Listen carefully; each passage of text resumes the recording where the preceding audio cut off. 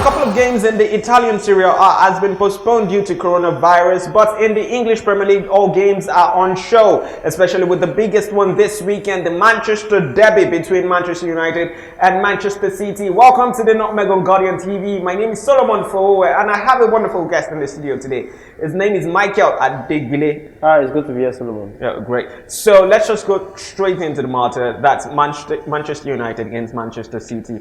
You know, a huge game, a whole lot of people say. And interestingly, Manchester United, they've not lost in the last 9 games in all competitions. You know, to see the sort of growth that we've seen in this side under Ole Gunnar Solskjaer, you know, they were quite lampooned at the beginning of the season, you know, when they were languishing in the middle of the table. But now they are up to 5th, and it's really a huge possibility for them to finish in Champions League places. Yeah, definitely a commendable one for them. They started very, very poorly. They were at the point they were in 10th position, but now they are 5th, 2 points behind Chelsea, in 4th position. I think there's been a rejuvenation of sorts. Some people will say it boils down to the injury of Fowowe, who seemed to have been a distraction to the Manchester United side in recent times. But then I think overall it's been quite calm in the camp, and then the guys are actually doing well. Okay, that's fantastic. But to that game against Manchester City, it's possible that Kevin De Bruyne doesn't play in that particular fixture because he's doubtful for that one. But if you look at the injuries on both sides, would you say Manchester United is even worse hit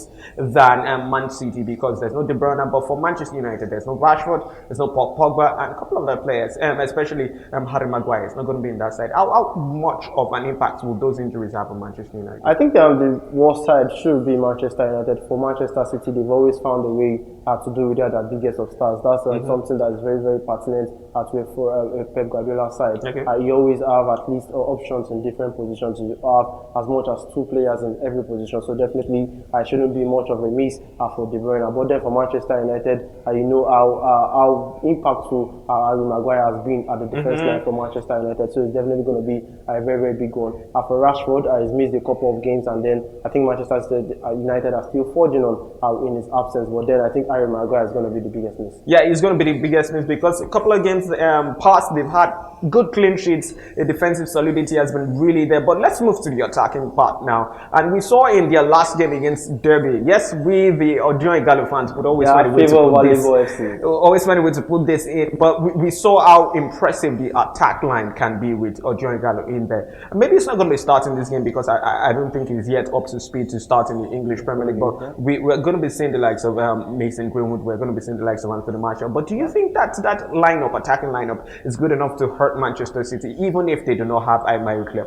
I think it's going to be very, very tough for Manchester United. Fine, they've been doing a couple well, but then Manchester City are definitely going to be a tough nut to crack anytime for Manchester United. And you know they have the area stars. For Ojo Ighalo, I think what he brings to the Manchester United side is one that's very, very commendable. Ever since the loss of Lukaku to Inter Milan, Manchester United have lacked a focal point in attack, and I think that's what Ojo Ighalo brings to the table. He has played in the English Premier League before, he has the experience, but then he's still not up to speed yet. And I think for Ole Gunnar, he's going to try to bring in him and make him adapt back to the English Premier League. That's why he's trying to bring in, give him a few minutes, and then I think in time he's going to be ready. So if you were Solskjaer, those 2 goals against Derby, doesn't it convince you enough for him to start in that game against Man City? Well, no disrespect to Derby County, but then they are not a Premier League side, and then I'm not taking anything away from Ojo Ighalo, but then I think that was in the FA Cup, and definitely I can reciprocate in the English Premier League. But then I'll try as much as possible to bring him up to speed little by little. Okay, now,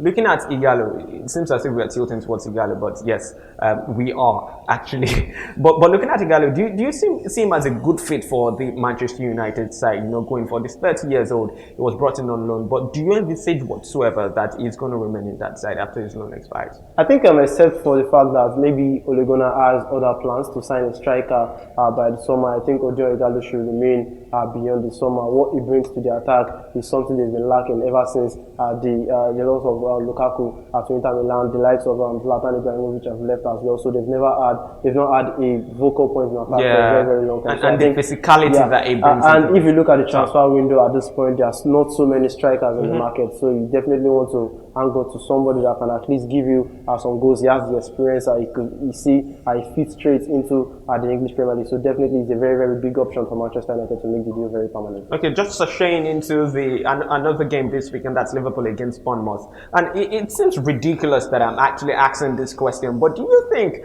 that Liverpool would be able to, bounce back from their loss? Their first loss against Watford, 3-0, but it's a Bournemouth side.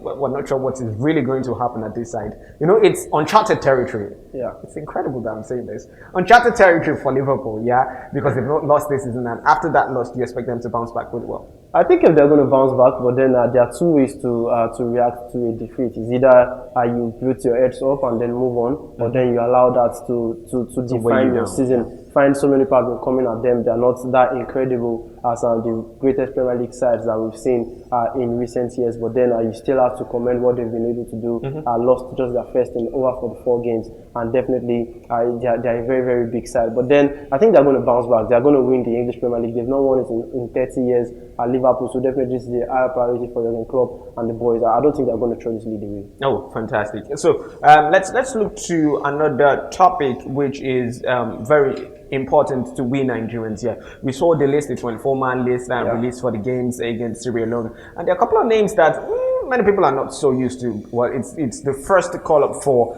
that's Eric's striker, that's Kolawole Cyril Dessers, and he coming to the side. Many people don't know what it's about. So can you just give us a bit of light on what Cyril Dessers is about? I think coming from the Ojo Igalo angle that you're coming from, I think that is the same light in which Cyril Dessers is a point man in attack, and then since the retirement of Ojo Igalo, we've struggled to find a backup striker for that young Leo striker, talking about Victor Osimhen. We've tried a couple of names in the number 9 position. There was a time Paul Onuachu had to come into the fold, but then so many people are not so convinced with them. But then I think for Cyril, he's a guy that actually brings so much for us. We saw a very, very wonderful goal that he scored last weekend against Ajax. So definitely he's that guy that could bring us the goals. Definitely, and our competition actually helps us to improve. So if Osimhen can actually have someone like Dessers behind him, definitely I think two of them will actually bring out the best. So you see Cyril Dessers putting Osimhen on his toes. If you look at his stat line, actually, it's quite impressive. 25 games,